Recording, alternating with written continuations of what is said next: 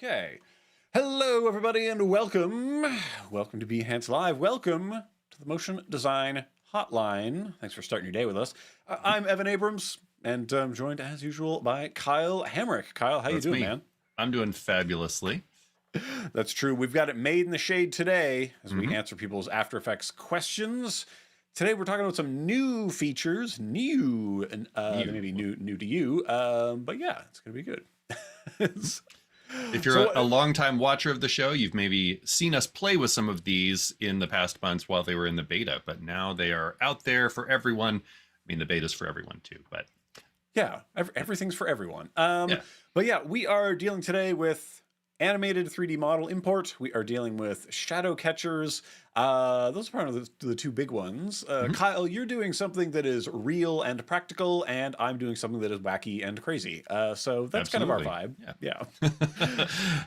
Now, what is it that would you say we do on this show normally, Evan? We take people's After Effects and motion design problems and we try to convert them into usable information. Hopefully we achieve that goal. So some people have had some quandaries about these new things. So we figured we would get into it. It's helpful to keep you all updated on the latest and greatest of stuff because that's how you keep your efficiency pace ahead of client expectations, which is difficult. But yeah, these things are... No, go ahead. You go ahead. No, well, I was just going to say that if you have a question about, this, watch today, but about anything else, you can just send us a message. There's a link right down somewhere below our faces. And then we can turn your question into a future episode. Yeah. Oh, and also, hello, everybody on YouTube. Hello over there. Carmen. Hello, everybody on Behance. Penny Doodles, General Kenobi. Umacorn as usual, and Rick H. What's going on? And of course, Jack Watson holding it down, keeping everybody honest. But yeah, that's what we're doing here on the show. Do we want to show them all the stuff and then we'll go through it? Nope, they just have to imagine it. Okay. I think we should do the whole show like this. We'll just talk through it and they can we'll describe. Yep. Okay. Well, let's see, Kyle. Let's jump on your screen real quick. So, yeah. So we'll show them the realistic thing first. Realistic is a little bit of a stretch here, but I am using actual footage and I aimed for a relatively photoreal composite here. I felt compelled to do some sound design as well, so I'll maybe let this play twice and then mute it if we want to talk over this at all.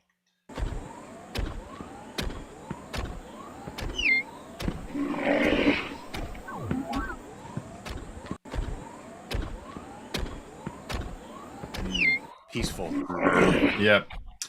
You can decide that these are friendly or they're enemies, just respectfully passing each other. It's up to you. So these are both animated 3D models that I pulled off of Sketchfab. I'll call out those sources in just a second here.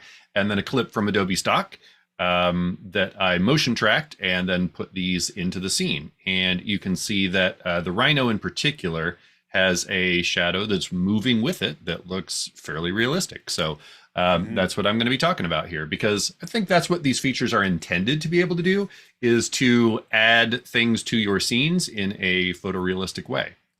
Yeah, and then I'll be talking about what they're not really intended for, which is making weird abstract stuff. So hey, this is After Effects. Everything is meant for everything. That's true. Everything is everything. Yep. Now, I think my headphones just kicked off, so I'm going to have to deal with that in a minute. But here's what I've got going on. So, Kyle, I don't think I can hear all of your witty japes. So that's a shame. No, indeed. So this is what I got going on.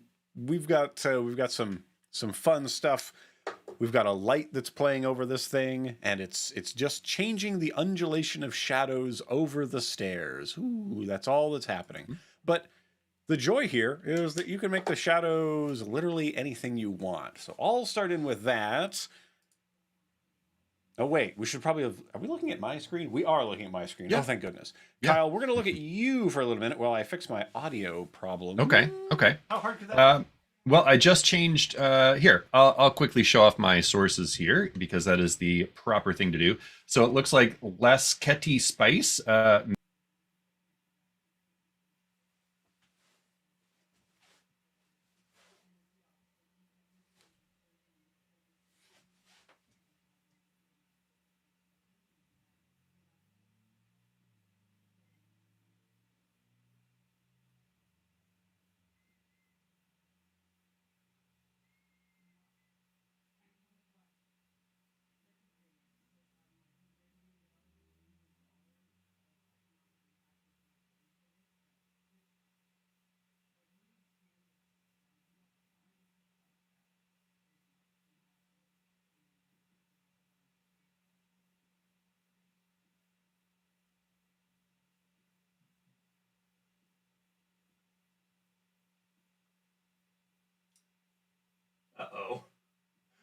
hold on.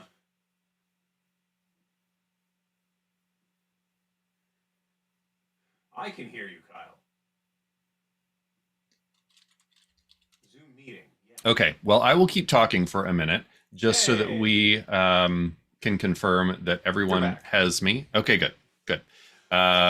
You just have to turn it off and on again. You know? Yeah. That's the Should we wait part. like 20 seconds here until the chat confirms that they can hear me? We'll find out. We'll find out with people. And we can hear Evan. you.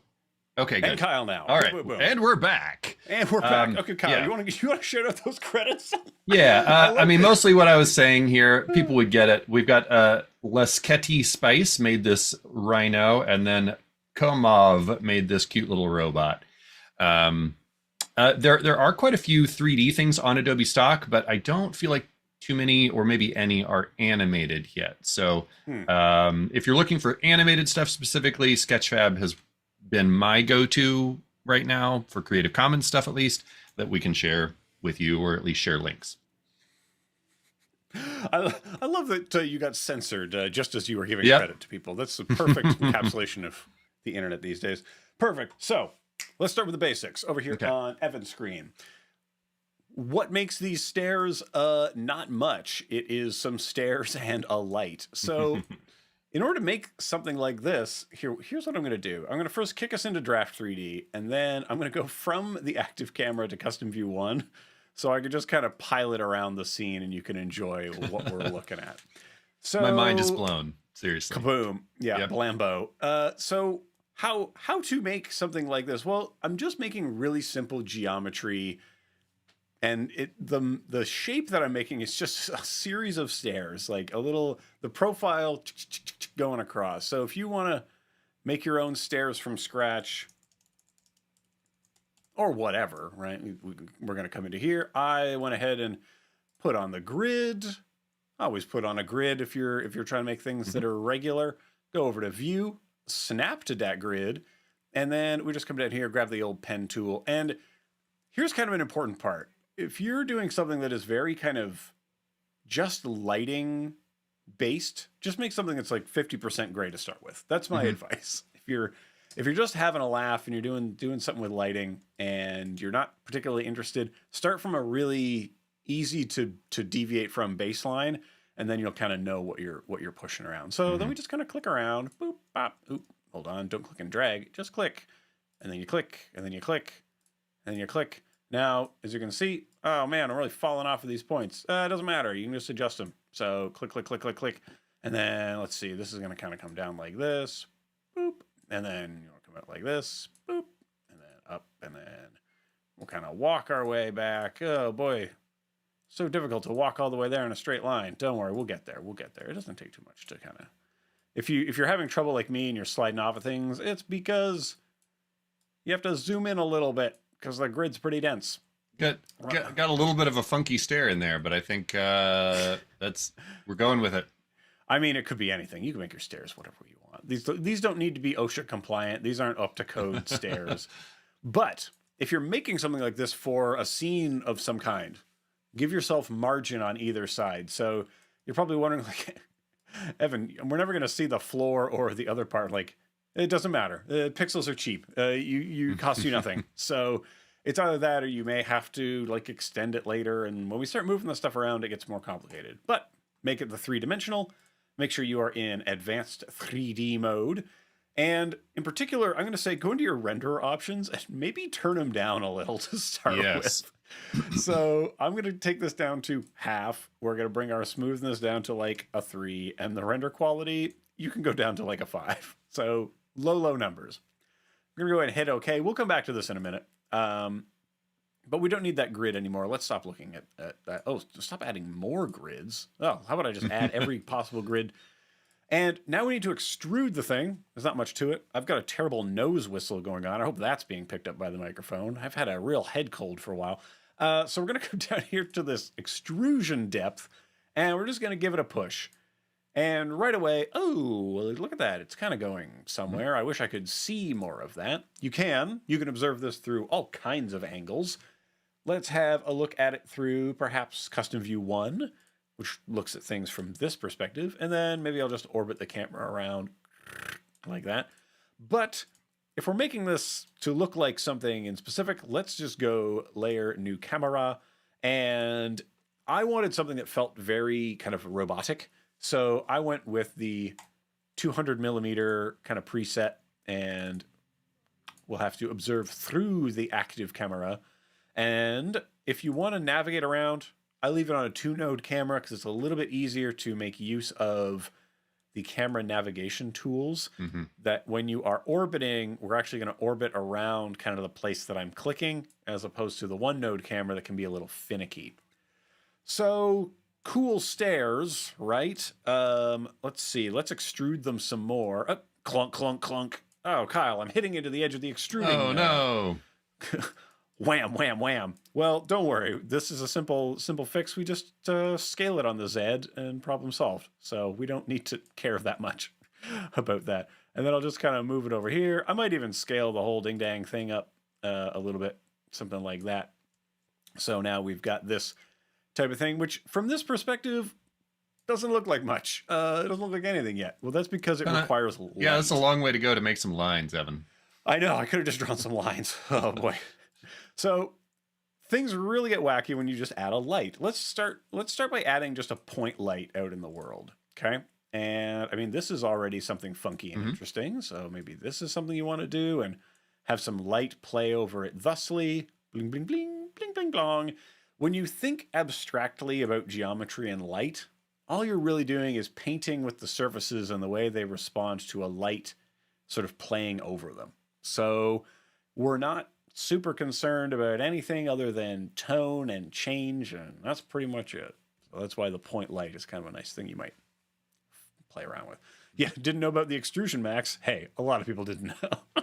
Everything's got to have a boundary of some kind, right? That's true. Like there is a numerical value to this universe that we are in. But thankfully, extruding, just scale it up, problem solved.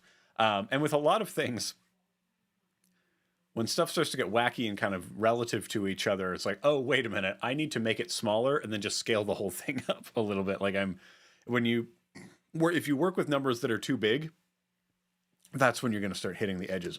Oh, man. Which is a concept that we'll revisit in a minute with the camera tracking. Yeah. Ooh. So the big bugaboo here is that if we come into this thing, we say, I would like some shadow. No, I see that this has been grayed out. What's going on with that? Well, shadows are only going to be cast from layers with cast shadows enabled to layers with accept shadows enabled, but they're only really coming from environmental lights. So let's go ahead and change us into an environment light. Bloink. Okay, so far okay. We're going to come down to this shape here. I'm going to tap AA again, and we're going to see, all right, we're casting shadows, we're accepting shadows. Well, the shadows will only show up if the light is at the angle in which shadows happen. So I'll just rotate this on the y-axis, and what we're doing is spinning the local universe around. You're probably wondering, Evan, why are only some of the stairs casting a shadow? That's weird and bad. Well, this is because if you come into your advanced 3D, let's go back to the renderer options. Notice this pink box. The pink box is how big of a universe we allow shadows to happen in. Because just like those sliders, you're helping keep your computer from exploding. And so if you only need shadows in a little area, you don't need After Effects to be thinking about them for the whole universe. Yeah, and so you're probably wondering, like, Evan, how does any of this work? I wish Evan would nerd out about the specifics of the way this technology goes. You're in luck.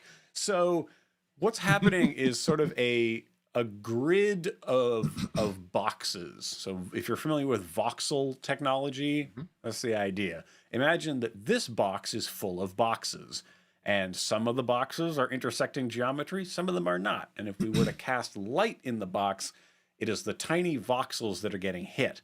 So what does that mean? Well, resolution is how big are the boxes inside the box, right? And then the smoothness is how much we are kind of smoothing the result of the interactions that are happening. So the quick thing to do here is just, hey, fit my box to the scene, and now everything's getting a shadow. I'm going to hit OK on that, and you can see that, hey, everybody's casting shadows now. This is fine and good. The next thing I want to play around with, just because this will give you a bit of an idea of what's going on, is, well, I don't want the stairs to be that color, and because I'm starting from gray, I can start to kind of deviate away from that into the sort of direction that I want, and that'll be a little bit easier for me to kind of sort out. You'll notice that there is a little bit of a color cast going on. It's because light has temperature. So that's why we're ending up with that type of a deal in here. And the other thing is, what color of shadows can I interest you in? So under material options, there's many different material changes, but the only one I'm going to make today is what color shadows are. In a branded sense, I might say, well, give me blue shadows. Give me blue shadows on a blue background, and that might be a fun thing to do. So if I just sample that, and let's keep playing around with our light as we kind of move that around. Well, that's kind of interesting, I guess. That's something. But what if I picked a different color? Like I might go into like a kind of a dark purple for this, right? That might be something to do with this. Or, hey, how about this? What if shadows are actually bright?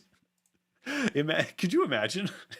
But we can, because in this sense, we have total freedom to make them do whatever we want. And so if you want shadows that are dark, make it a dark color. If you want them to be bright, all it's doing is putting the resultant stuff being caught by the absence of light striking something.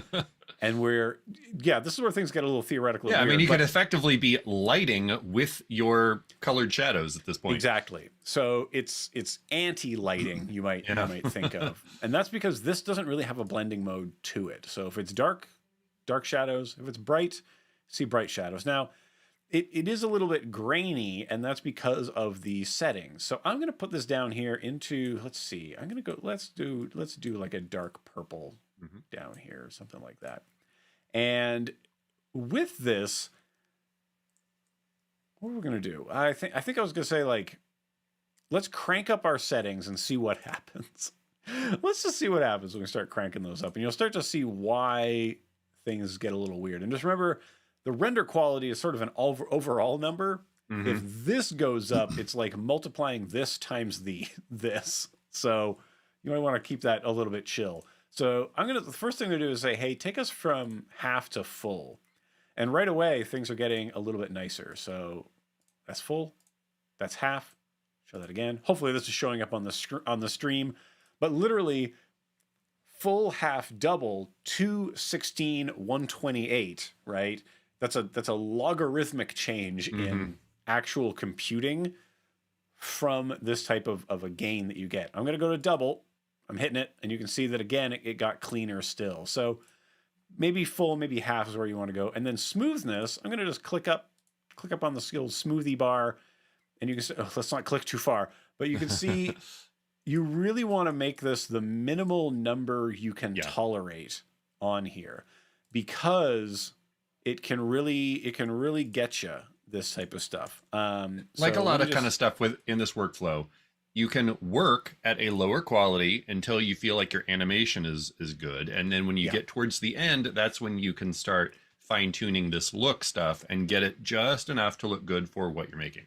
Exactly. And in particular, that's why the draft 3D is our best friend. So if you have a lot of moving around to do, if you want to work out what is getting lit, then that's when you want to be working that out, because we are getting lighting going on in the draft 3D, but not the shadow component.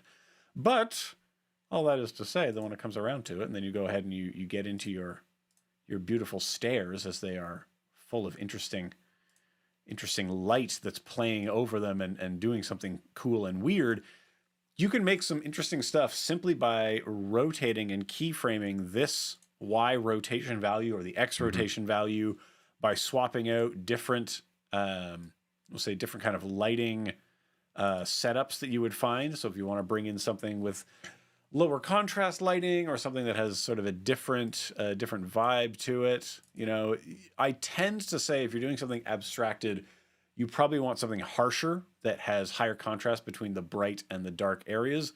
These are .hdr files. Kyle's going to talk more about those when we're over with him.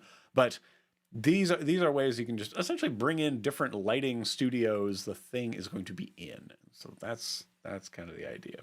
But Wait, Sean, can you actually hear the fan kicking off? That's the streaming computer. That's a different problem.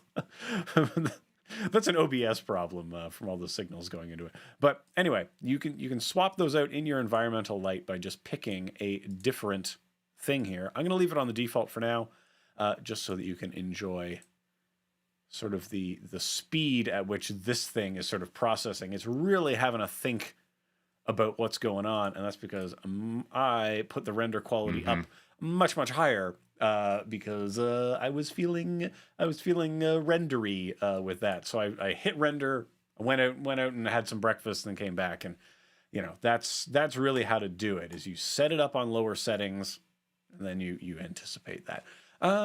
But yeah, okay, that's pretty much how you accomplish that kind of abstracted thing. I've got one other thing if we've got time towards the end, but Kyle, let's get real. Kyle, can we get real? We can. All right, so I have this clip here from Adobe Stock, and I've just trimmed it down to a short bit for this first step here, but here's a quick preview. We're just moving down this road, surrounded by trees, very serene sort of vibes here, right? And if we want to add something to the scene, of course, the first thing we need to do is track this moving camera. Now, if this camera isn't moving, it becomes a lot easier, and you can just plop things into the scene. But this is moving, so we got to track it. All you have to do is select that clip and come up to Animation, Track Camera. This has been in After Effects for close to a decade at this point, but it's still extremely useful and really great technology. I trimmed this short, so honestly, this probably shouldn't take very long. Yeah, there we go. It shows you the readout right here. I'll go ahead and let that finish. I estimated the trim pretty well here. Okay, so as soon as that finishes up, it'll solve the camera for you, and then you'll see all these little colored bits in here. And in this particular clip, you're not going to get a lot of detail on the road itself, which is a little bit troublesome because that's where we need to put things. But you can, you can take advantage of the info that you do have and get that. So in a clip like this, where you've already got sort of a lot of visual detail, it's a little maybe hard to see these points. And so one of the things you might want to do is come over here to track point size, and you can just make those bigger. And so you can see them better. We have talked about some of this stuff on other episodes before, but there are ways to delete some of these points if they're not really behaving the way that you want, and things like that. But I'm going to go ahead and flip over to this longer version of the clip, which is already tracked. And if you ever have a clip like this where you have tracked it and then you click away from it, you might go, well, I've selected it and now I don't see the things. You just need to make sure that you have that 3D camera tracker thing selected. It counts as an effect. So just make sure you have that selected, like any other effect, where you can then see the controls for that effect itself. So let's turn up those track points a bit and look for some things around that plane of the ground of the road here that will give us what we want. So you can see, obviously there's a lot going on in the trees, but there's quite a few nice stable points here on the ground as well. So let's see if we can find a couple of those and create a plane out of that. So you can just kind of draw on the screen here. Let's see what this starts getting us if we just do that. That's okay. Maybe not quite the angle I want. I'm just going to shift one more here. That's probably, as good as I'm going to get here. So once you get this little target, you can right click on it, and then you can create a variety of things. Like, for example, you can just create a piece of text, and then you can, sort of use that to confirm like, oh, yep, that text looks like it's sticking to the clip. So good. But what I actually want to create here, let me get that target bit back. There we go. The first thing I want to do is right down here, set ground plane and origin. Now, After Effects is approximating what this camera was doing, and it's going to create a virtual camera with, the settings to track into the shot. And sometimes those numbers get real wacky. So when you know that you want to put things on a particular plane and you want to normalize the numbers that it's going to give you, this is the first thing you want to do. Set ground plane and origin. Ding. And now you can right click again. And since I'm trying to do sort of a more photorealistic composite, I'm going to create a shadow catcher, a camera, and a light. And it will create those things. So there we go.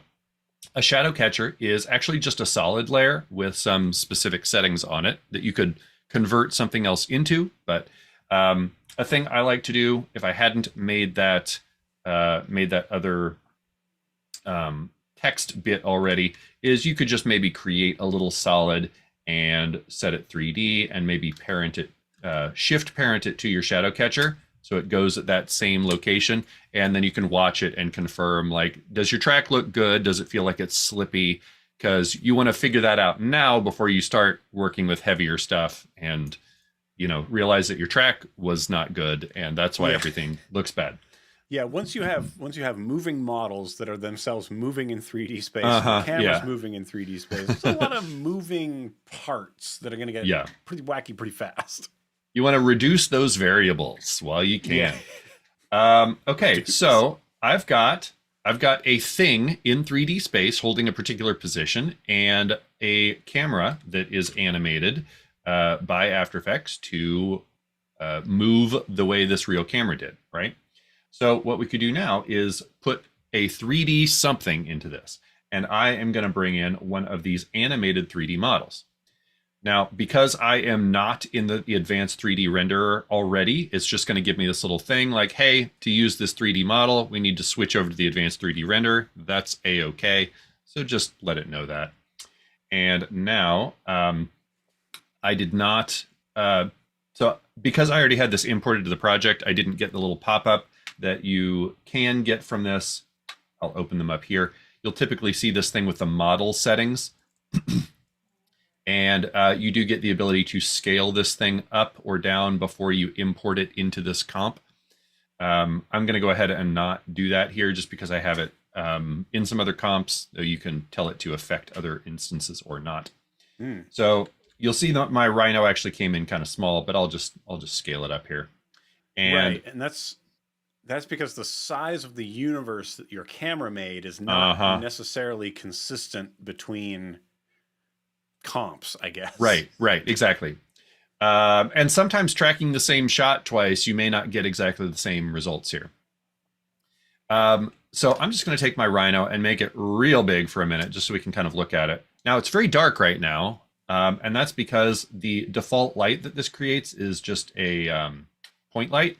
So I'm just going to turn that off for a moment so that we can kind of place this Rhino where we want it. Or, if we wanted to change this to the robot, I could just swap that out. And you can see what a difference in scale. A lot of this, too, is just like the scale that the model itself is created at. So that's certainly a thing. I'll go ahead and go back to the Rhino just because I know that'll place the anchor point properly. So let's scale this, a little more realistically here. Maybe something more like that is kind of in line with the real deal here. And if we want it to be walking towards us here, you can see this camera angle's a little extreme, but especially as you kind of get a little further back, works out. You know what? I might go ahead and keep this more sideways. Maybe this Rhino's crossing the road in this one here.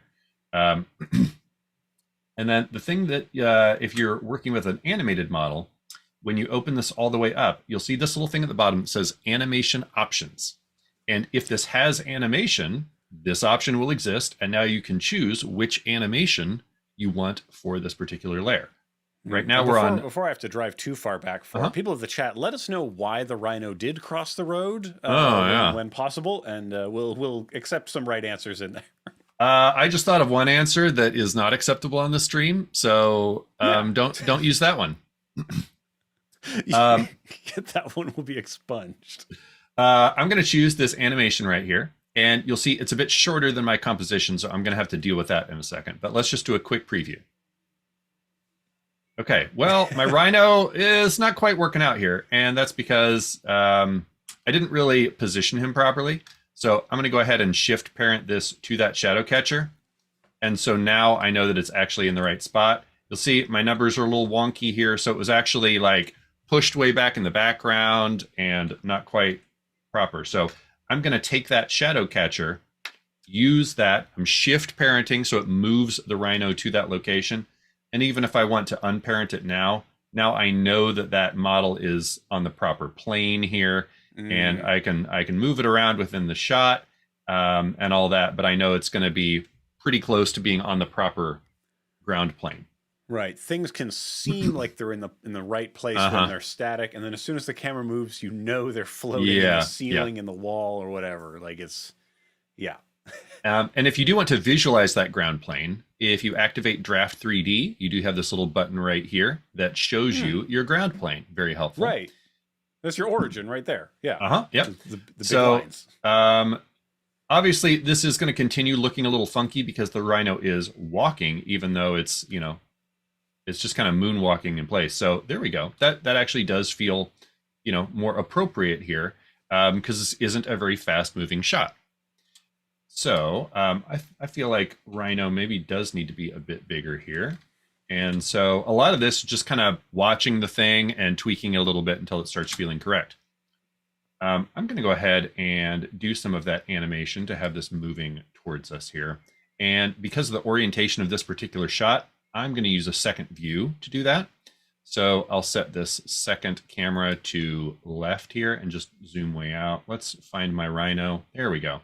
And so I can more easily, why are you beeping at me?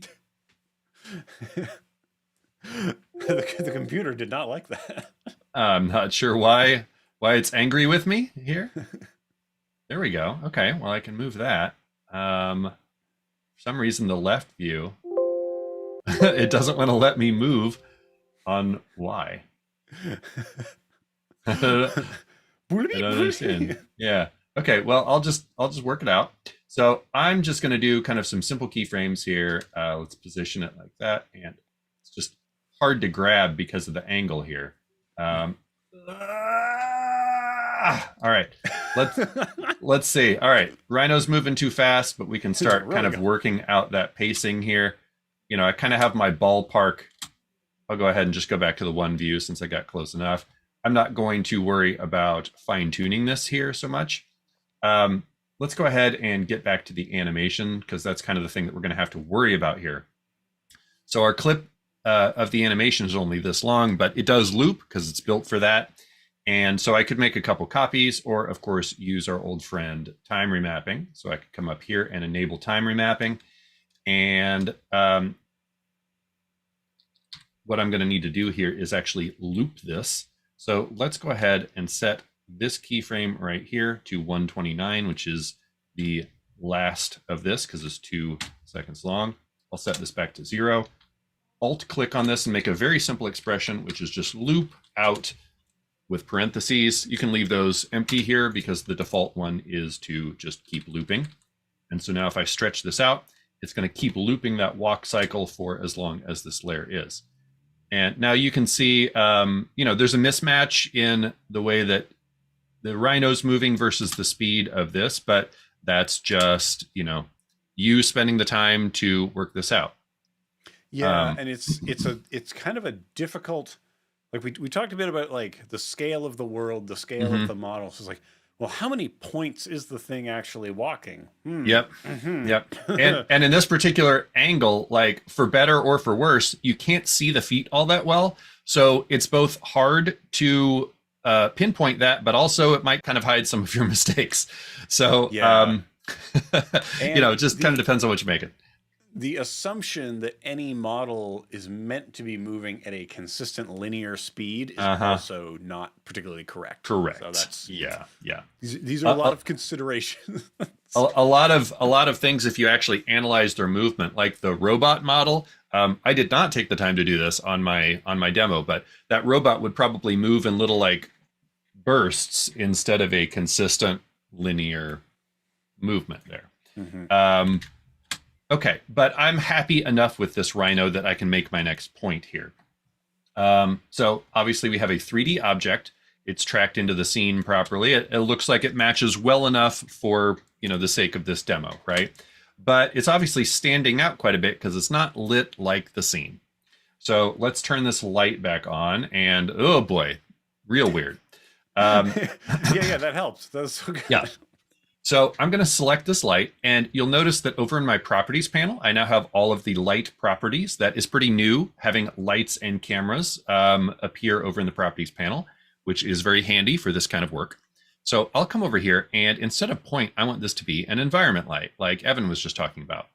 And environment lights play really well with these imported 3D models.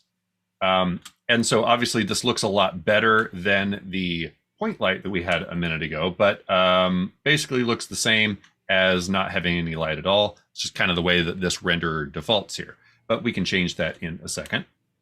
So this is working out okay, but we don't have any shadows here, right? Well, let's figure that out. So here's my shadow catcher. You'll see it's just a little thing right there. And as Evan pointed out, we might need to come into the renderer options and see where is that shadow actually being cast.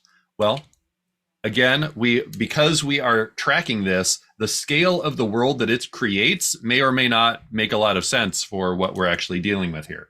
So we can start by trying this button, fit to scene. Let's see what that does for us. Okay, much bigger, good. And I may need to take that quite a bit larger even. And of course, the bigger you get this, the slower this is going to be. So I am not necessarily going to stretch this to fill the entire scene because we are going way, way into the distance here, right? But I'm just going to kind of do this closer area here. So you can also change the center of this box. So like, I don't need it to be way off the side of the road, right? I just need it to be kind of here. So unfortunately, you can't like just make a long skinny rectangle, but you know, this is going to be workable enough. I'll go ahead. Only. Cubes only. And I'm going to keep my settings low for now. Evan made the good point, you know, dial this in and then you'd come in and finesse these later. So I'm going to call that good, but we're still not seeing a shadow. And that's because my shadow catcher is only that big, right? So I'll just open that up, scale that thing way up. This is just a solid, so it's not really too big of a deal. And is this light casting shadows? It is. So we should be able to start seeing some shadows here. Let's start messing with the rotation on that light and see if we can get it to cast those shadows for us. For some reason, I don't feel like I am seeing them here, and I'm not sure why necessarily. Let's look at our light and see if our shadow darkness is any different. No? Okay.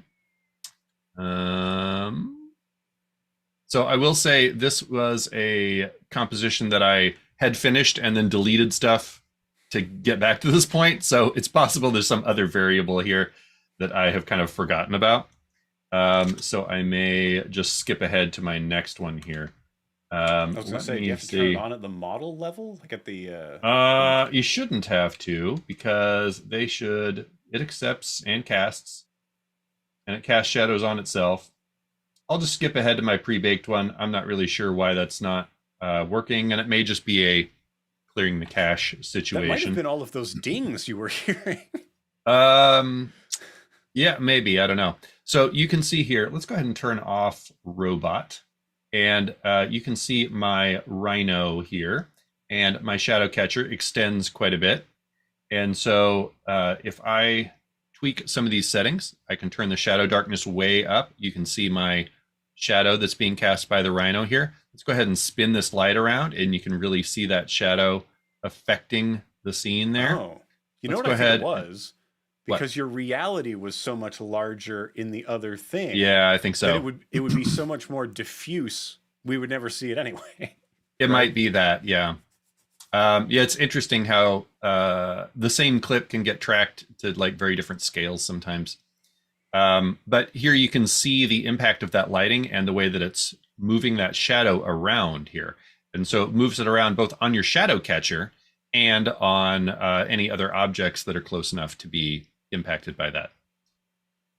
So let's go ahead and turn, I had a car in here too, but I thought the robot was more interesting. Let's turn our robot back on. And so both of these things are casting shadows onto the environment. You can see just a little bit from the robot there. And then it's got internal shadows of its own here as well. There you go. See what a difference it makes when you toggle the light now. And that is because I'm using an HDR image like Evan talked about. Go ahead. So Umacorn was asking, so the solid is supposed to catch the shadow, right? Yes. So there's a setting for accept shadows only. That's the one where exactly. So this is just a solid layer, your most basic solid here. And All 3D layers have various material options. What they have is a little bit defined by which renderer you're using. But if you have accept shadows off, they just exist and it's just a, gross blue solid here. If you say accept shadows on, then they accept the shadows, but there's no way to composite this thing. And until just like last week, in the public release at least, you couldn't really do anything with this. And you had to kind of do some weird stuff to get these realistic looking shadows. But now you click this one more time and you have an option for only. So the only thing that's visible on this is the shadows, but the layer itself is not visible. And so then you can dial in some of these other lighting settings if you want, including the shadow color. So by default, this is going to be full black, right? And in this clip, that, looks pretty good.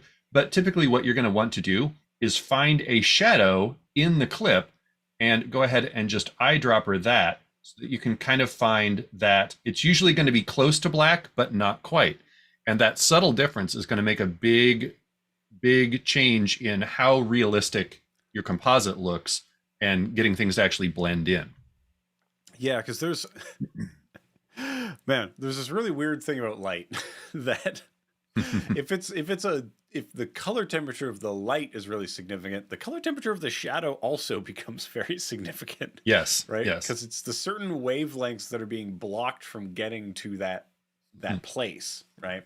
Anyway, so it's a fun bit of optics that happens with this stuff. Yeah. And follow-up question. So it doesn't matter where it's positioned in 3D. No, it does, because the plane of the shadow catcher is where it must be on the ground that you want it to look like. And so that's why I started off by setting my ground plane and origin. And then when I create the shadow catcher, it creates it at that origin point and at that ground plane. And so if I start moving this up, and it's probably going to be fairly easy to see now that I've got this weird orange shadow here. If I move this up, you can actually, and this is a good use case. Look at this. You could use this as like a 3D scanner. Pretty sweet, right? That's pretty cool. Yeah. So, again, use things for what they do, not necessarily what they're called. And you can start finding all kinds of cool creative uses for this. But you can literally see me moving this up through the models here. So you do want this to be based down at the bottom of the models. You can see even right there, like how it's getting cut off on the robot foot. There you go. You want to get it just at the bottom. And honestly, I think this particular one, there's a little bit of rotational issues just because the shot is so deep here. So it looks like this is where I want it to be for the rhino, and all the way down here is where I want it to be for the robot. So I might have a little bit of positional fine tuning to do for this particular shot, but hopefully that helps you understand how the thing is working. Yeah. So and this is why, like, more points on the surface you want the thing to be on is pretty important, we would say. That's pretty important. Because, I mean, you could technically have each one of those could have its own shadow catcher. You sure could. Under it, instead of one big one. But you could create one that travels with it, which would probably be the more like economical way to do this. But your shadow casting area for the scene would still need to contain all of that, which in this case is real big. Yeah, and it, like, I think that's the big thing is, like, our simulated environment has to line up with our virtual one, and especially, like, if this was like a wavy country road, forget about it, right? Like, then you're really into approximations of stuff. So, like, a nice, flat, well-paved road, no, thank you so much. So from this point, you do still have additional color correction and all that to do to really sell everything. But hopefully this can kind of get you dialed in, because we didn't have the capabilities to do these shadow catchers until just like last week here. So this was kind of the missing component to be able to get those photoreal composites. But I would love to see Evan's more stylized take on some of these things here. All right, let's take a break from grim reality and return to a fanciful world. Where robots and rhinos nod hello to one another. Exactly. Oh, I can't stand that dystopic universe you describe. All right, so what I've got going on here, Actually, you know what? Maybe mine's even grimmer.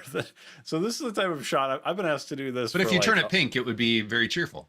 sure, exactly. Yeah. So I have just constructed a very simple scene, and where this goes is something that looks a little something like this. Hold on, I'll just zoom out so we can enjoy it. So this is the sort of shot I've been asked to do a lot for explainer videos, mostly about legal governmental stuff. Well, there's a gavel sound as we zoom into the thing, probably. Yeah. Exactly. Yeah. So that's why this always jumps to my mind, because I'm like, man, I never enjoyed having to make these fluted columns and stuff, and the interplay of light over those columns was always pretty annoying. So, you know, being able to do this in a real 3D way, I would probably model this in Cinema 4D, or I'd model it in a Blender or something, and then bring those in and do something. But you can actually make all of this stuff right here in After Effects. So we'll see how deep we get into this. But if you want to get your hands on these project files that we are showing you, go to motiondesignhotline.com, download them, enjoy the show archive there. There's a lot of stuff that you can be enjoying. But this is a very stylized version of what the 3D is. The only thing I care about in this type of a thing is the light. The lights, the shadows, the gradation between them, you know, everything else, the textural elements, I don't care. It's not going to have any of them, right? I'm just using that to extract information and then stylize it later. That's the only things I care about. And that's kind of how my brain works. So that's why I do this type of thing. So let's get in here. We're looking at a 2 view in this zone. So we've got our active camera here, and then the left view, which let's just look at the custom view one so we can enjoy the halls of justice over here or whatever. But you'll notice kind of a dinky cowboy set we got going on around here. There's not a lot happening. And in fact, it looks pretty janky and weird when you look at it this way. Like, what is this? This isn't a roof. It's just a triangle, and it's not a floor. It's just a solid. It's like, that's right. It's full of tricks, and so am I. So these columns, let's start dealing with them in isolation, and we can talk a bit about that. Oh yeah, and Key's asking, is there such thing as a shadow caster, an object that is invisible to the renderer but can cast a shadow? You can select, hold on, AA, scroll down. So cast shadows on only. You can make things that are only doing these. So on, off, only is an option for a lot of these. Same with like, I mean, I don't think accepting lights is the same way that you can only accept light. That wouldn't really make sense. That doesn't make a lot of sense. But yes, indeed, that you can have a faux shadow caster that is invisible to our spectrum, but is indeed blocking the photons. Yeah, that's how you can catch the invisible man. And so here, actually, that's if they block water. So if you spray water at the invisible man, just always be willing to mist every space around you if you fear invisible mans. So this shape here is just something that was made in Illustrator and then extruded, similar to what we did with the stairs. It is kind of a complex profile, but really those are pretty easy to make inside of Illustrator. So that's a pretty quick make a circle, make a bunch of other circles, chop them out, copy paste into here, and then we're having a good time. And well, this is neither Doric or Ionic or Corinthian of columns. I don't want to hear any more about that. But this, I just put a bunch of circles around and extruded it because I wanted a fluted type of thing. But it gets us close, and 4 of those in a line. And would you look at that? We already look like something. So there's not a lot going on with this sort of an expression of things. And then we can build out the rest of the scene. So, you know, a camera, an environment light, maybe in my case, I ended up going with a spotlight because I wanted more direct control over the stuff. But the other shapes that are in this world, let's look at the stairs. We already talked about making stairs, so we did it, crushed it. If you're coming in late, go back and learn about stairs. But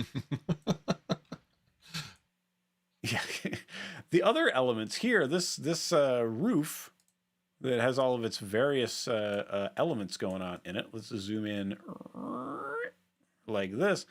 Well, it seems complex, but it's really not. So we start with the first kind of base form, a big triangle, and then that's extruded. And then a copy of that triangle that doesn't have a fill on it anymore. It has a stroke.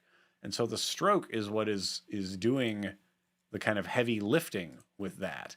And then we get up to the top and it's got an even smaller stroke that kind of just rests on top of everything else. So we can end up with this sort of edge of the thing just by combining three things over top of each other. We don't care about the intersections. We simply do not care, right? It's not going to be part of our calculations. Don't worry about these nasty intersections, right? And yeah, it does look kind of like a Parthenon. There's a lot of good learning going on in there, I assume. Then the other areas are just gray solids that are hanging out. So to go back to that first thing that I talked about a little bit, about working from a 50% gray kind of standpoint, and then it's easier to elevate or depress certain things depending on what you want it to do or behave like. So for example, I really wanted the edges of this thing to shine and stand out, so that's why they're white and not gray, because the final thing that I'm going to be doing with this is almost entirely predicated on differences between light and dark areas. Therefore, I'm really interested in being able to play those up as I wish. And then these other kind of light and gray solids that are hanging out, they're really just here to kind of either cast shadows or block things or to extend what would have been here before. And in particular, the ground that's on the inside, there should be some light spilling in there, and then it terminates at a certain point because we're entering infinite darkness. That's why we even have this in the first place. If we don't have it, it looks a little bit silly that we just kind of we climb up the stairs into nothing at this point. So if you don't have that subtle gradation, it's a little bit like we're really entering darkness. But let's go back to here. We'll just put this back on. Boop, boop, put those back. And now we're coming back in, and it's more of a deeper thing that can then be kind of faded. It kind of fades off because we might as well talk about how some of this stuff kind of works and how it goes. Yeah, I got another 2 minutes. So I'm using a spotlight, and then on top of the spotlight, I'm going to eventually posterize this for the later look. And like I said, can I make a crucial thing here? Since we've been talking about shadows, environment lights. When using the advanced 3D render, environment lights cast shadows. Other kinds of lights do not cast shadows in this renderer. Exactly. So this is a shadowless casting. Currently. That's going on. Yeah, currently. If we turn this on, it's going to think about it pretty hard, so we're not going to do that. But I don't want softness. What I want here is to kind of grunge this up quite a lot. So I'm using the noise HLS on here to put some grain in here, because the final look that I'm doing is an amount of extracting and posterizing of these things. So we end up with some pretty nice bit of business that we're getting the noise, and then we posterize it. And if we make it noisy enough that those two areas intersect with each other, it really smooths out the eventual operation that takes place over here when these are sort of split with Venetian blinds and they're extracted, and we end up with this pretty cool thing that comes through. And all of this is possible because we can extrude stuff and cast lights on them, and that's all we really care about is that type of deal. So that's the idea behind that. Oh boy. I'm going to real quickly call out keys. Stair Trek Into Darkness. Well done. Love it. Okay, so that kind of brings us into the end of the show here. Oh boy, we're really bumping up against it today. But yeah, that's shadow catchers. That's playing with light inside of After Effects. You can make some fun abstract stuff. You can make some beautiful realistic things. So that's what's available to you now.